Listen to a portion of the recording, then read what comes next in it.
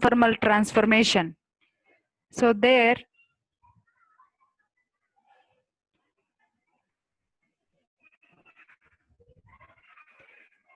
we studied what is conformal transformation, under which condition one transformation is said to be conformal.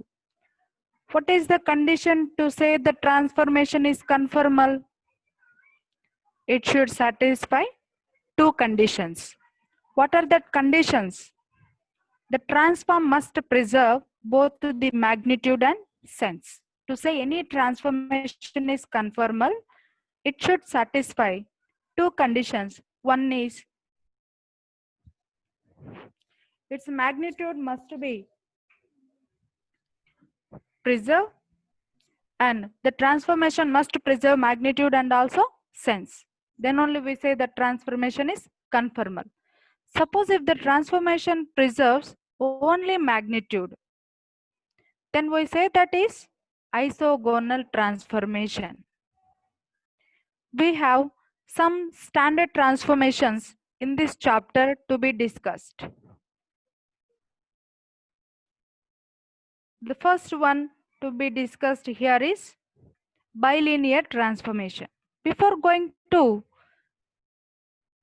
recall the bilinear transformation, we have one property, that is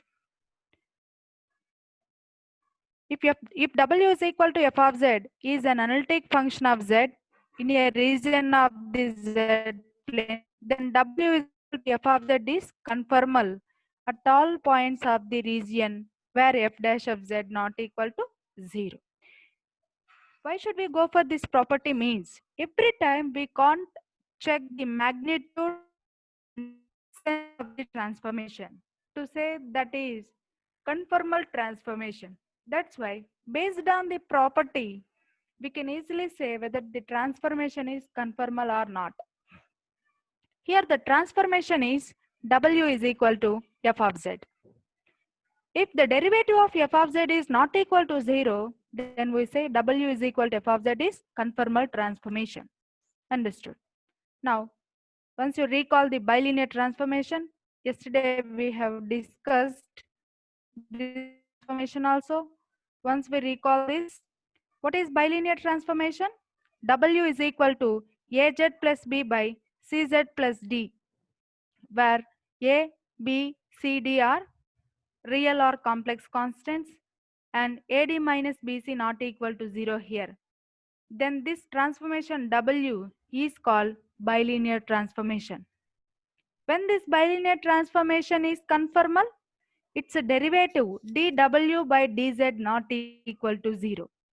dW by dz not equal to 0 means, here we derived that result.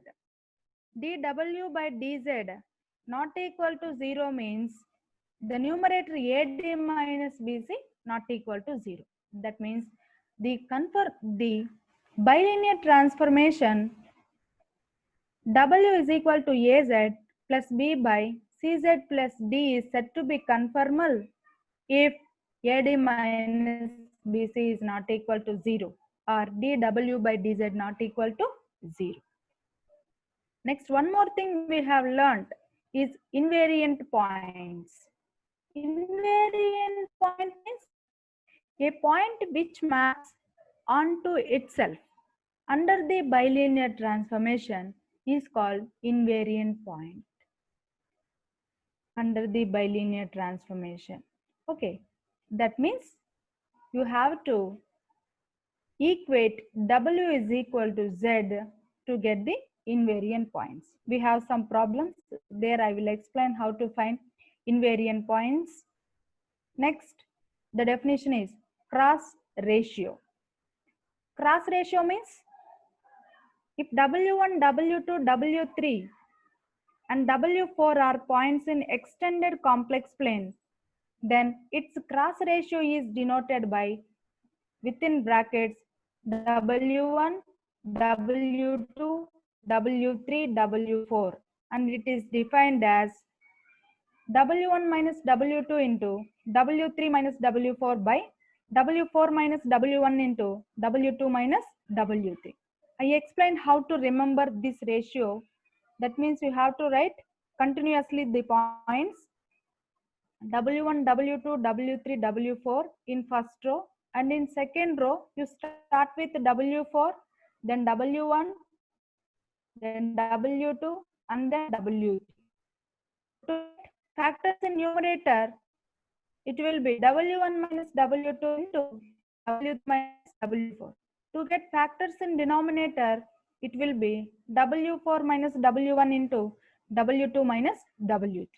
This is the cross ratio of 4 points in a complex plane.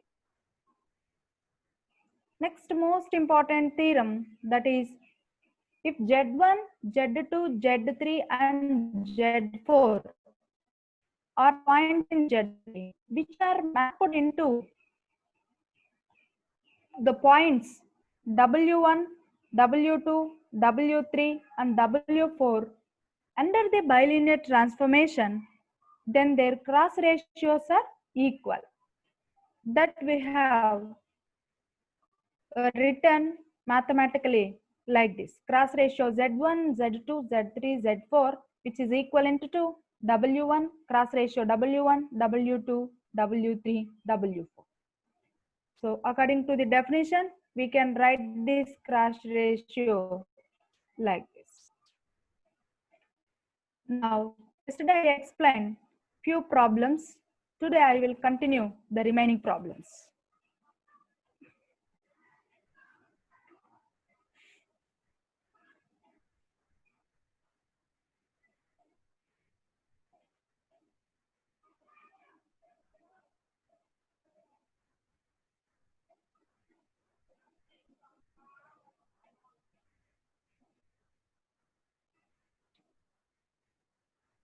Today we start this second problem. What is that second problem? Find the bilinear transformation which maps z is equal to infinity, I, 0 into w is equal to -1, minus I, 1. Also find the fixed points of the transformation. Here you have to do two things. One is we should find first bilinear transformation. Secondly, we have to find fixed points of that bilinear transformation, obtained bilinear transformation. So for finding the bilinear transformation, they have given something that is 3 set of points transformed to another 3 set of points. Here one thing you have to remember, we don't change the order of the points which are transformed to another set. The meaning of this transformation of the points mean is or infinity is transformed to -1 in W plane. I in Z plane, that is second point of Z, I is transformed to -I in W plane. Next, Z is equal to 0, that is third point. Z0 transformed to W is equal to 1. That is the meaning. If you change order, it will be meaningless. That's why we don't change any order. So take the points in the order. Z1 is equal to infinity, Z2 is equal to I, Z3 is equal to 0. Corresponding transformed points are W1 is equal to -1, W2 is equal to -I, W3 is equal to 1. Here, fourth points are not given. So take the assumption Z4 is equal to Z, W4 is equal to W. By the result of cross ratio, we have the bilinear transformation like this: Z1 minus Z2 into Z3 minus Z4 by Z4 minus Z1 into Z2 minus Z3. That is equal to W1 minus W2 into W3 minus W4 by W4 minus W1 into W2 minus W3. This problem is something different from yesterday's problem. What is that difference? one of the points is infinity. That is z1 is equal to infinity. If you substitute directly z1 is equal to infinity in the class ratio, you will get total equality as infinity. Infinity minus something infinity. Infinity into something infinity. That's why we can't substitute directly. As z1 is infinity, you have to take z1 common from the factor.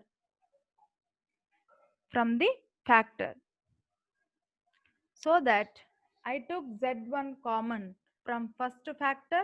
After taking z1 common from this, it will be 1 minus z2 by z1 into z3 minus z4 by, similarly in the denominator also z1 is there.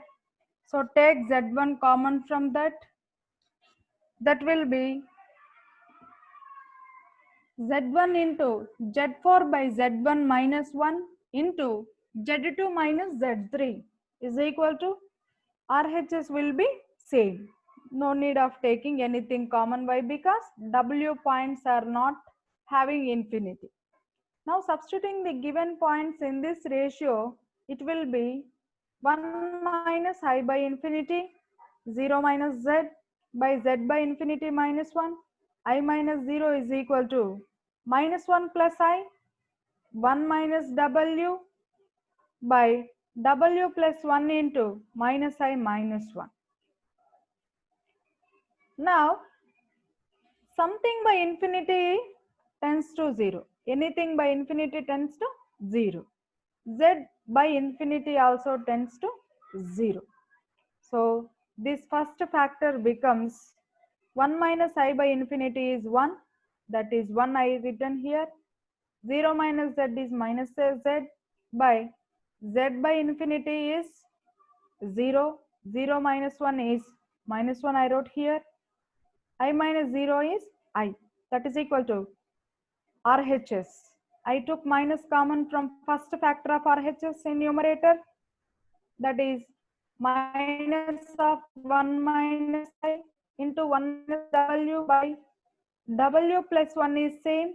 From second factor of denominator, if we take minus common, it will be 1 plus I.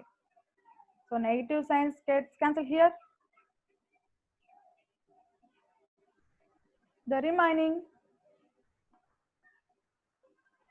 is z in numerator of LHS, z into, I am sending RHS denominator factor 1 plus I to left side. It will be z into 1 plus I by I into 1 minus I is equal to RHS will remain 1 minus W in numerator, 1 plus W in denominator. What is our aim? Our aim is to find bilinear transformation. That means W in terms of Z. That's why we try to find W value from this. Directly we can't calculate from this. That's why we use componendo dividendo rule. Componendo dividendo rule. Be clear, when you apply componendo dividendo rule, in RHS, W coefficient must be 1, so that it is very easy to find W value. Now, by applying componendo dividendo method, it will be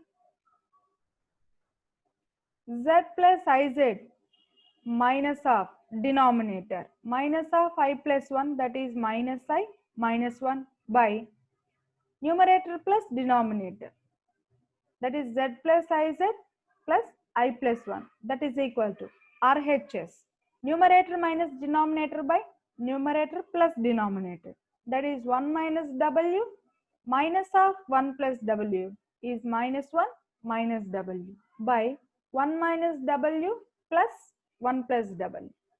So now after simplifying, the RHS becomes minus 2W by 2, that is minus W. After simplifying LHS, it will be Z minus 1 by Z plus 1, that is equal to minus W. We need only W. On sending,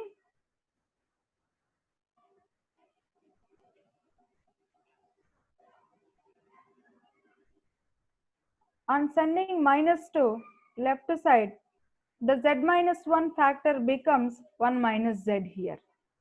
Here, Z minus 1, when you send this negative sign to left side, it will be multiplied with Z minus 1. Then that becomes 1 minus Z. So that is the numerator here I written. By denominator is same, Z plus 1 or 1 plus Z, both are same. That is equation 1. This is the required bilinear transformation. In the same question, we have one more thing, that is we need to find invariant points. Invariant points means a point which maps onto itself under the bilinear transformation W. That means you have to replace W is equal to Z in bilinear transformation. So I written here definition once again. Invariant points are obtained by taking W is equal to Z. That is from 1, equation 1. This is our equation 1. W is equal to 1 minus Z by 1 plus Z. When you replace W with Z, it will be Z is equal to 1 minus Z by 1 plus Z. So here I wrote, on cross multiplying, it will be Z into 1 plus Z equal to 1 minus Z. Z into 1 plus Z is Z plus Z square is equal to 1 minus Z. Bringing all the terms to left, it will be Z square plus Z minus 1 is equal to 0. So that is Z square plus 2Z minus 1 is equal to 0. Directly we can't factorize this. So I am using the general formula to find roots of this. That is minus b plus or minus square root of b square minus 4ac by 2a. This is the formula to find roots of a quadratic equation. Here b is 2, a is 1, c is minus 1. By substituting ABC values in this and then simplifying it, we will get Z is equal to minus 1 plus or minus root 2. Therefore, the invariant points are minus 1 plus root 2, minus 1 minus root 2. Any doubts, Ra? This is the way to find invariant points. Next problem. Find the bilinear transformation which maps Z is equal to infinity. Find the bilinear transformation which maps Z is equal to infinity, comma I, comma 0 onto W is equal to 0, comma I, comma infinity. Also find invariant points. Here also some points are infinity. First you notate that points. Let you take Z1 is equal to infinity, Z2 is equal to I, Z3 is equal to W1 is equal to 0, W2 is equal to I, W3 is equal to infinity. Here the fourth points are not given. So let you take Z4 is equal to Z, W4 is equal to W. Now by cross ratio property we have Z1 minus Z2 into Z3 minus Z4 by Z4 minus Z1 into Z2 minus Z3, that is equal to W1 minus W2 into W3 minus W4 by W4 minus W1 into W2 minus W3. As Z1 is equal to infinity and W3 is equal to infinity, we have to take Z1, W3 common from the factors. Here the first factor is having Z1. The first factor of numerator and denominator both are having Z1. So we take Z1 common from these two factors. And W3 is there in second factors of numerator and denominator of RHS. So from those two factors we have to take W3 common, as these two are infinity. So after taking Z1 common from first factor, it will be 1 minus Z2 by Z1 into the second factor is same. Next, on taking Z1 common from denominator first factor, it will be Z1 into Z4 by Z1 minus 1. Second factor is same. Similarly, in RHS also, W1 minus W2 into W3. When you take W3 common, it will be 1 minus W4 by W3 by W4 minus W1 into W3 into W2 by W3 minus 1. Now substitute the given points. After substituting the given points, the ratio will be like this. 1 minus I by infinity into 0 minus Z by Z by infinity minus 1 into I minus 0, that is equal to 0 minus I into 1 minus W by infinity by W minus 0 into I by infinity minus 1. Since I by infinity tends to 0, that means anything by infinity tends to 0. W by infinity also tends to 0. Z by infinity also tends to 0. So after simplifying this, it will be 1 into minus Z by minus 1 into I, that is equal to minus I into 1 by W into 0 minus 1. That implies Z by I is equal to I by W. We need W value in terms of Z. So W is equal to I square by Z. What is I square value, Ra? I square value is minus 1. So W is equal to minus 1 by Z, which is the required bilinear transformation. In this problem, they asked us to find invariant points.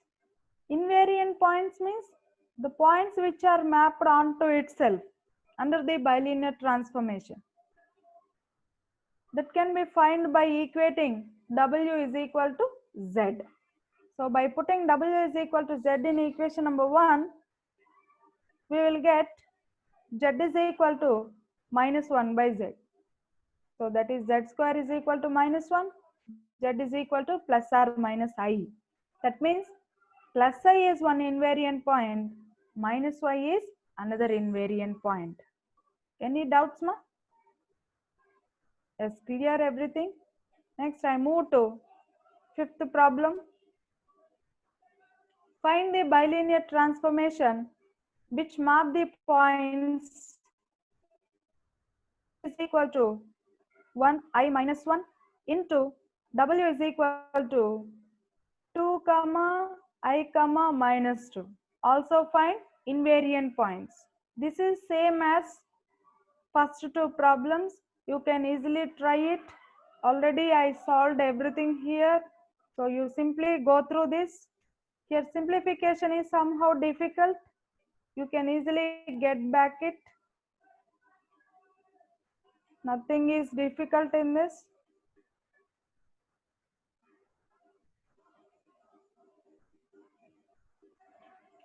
I have mentioned some problems for practice here. So you try these 3 problems also. This transformation is very important transformation. Next, some other different topic I mentioned here. That is, once you read the problem, what is this problem?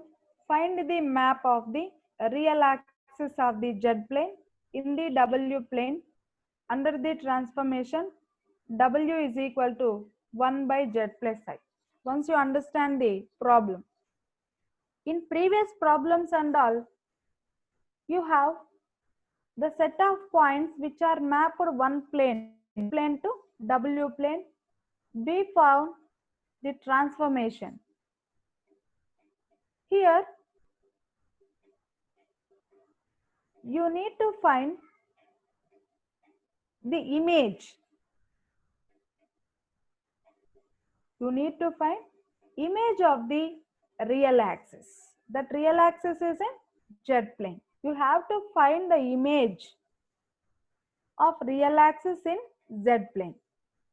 Its image will be in W plane. So our aim is to find image of real axis. What is real axis in Z plane? See, I mentioned in the diagram, real axis is nothing but x-axis. On x-axis, y value is equal to 0. Y value is equal to 0.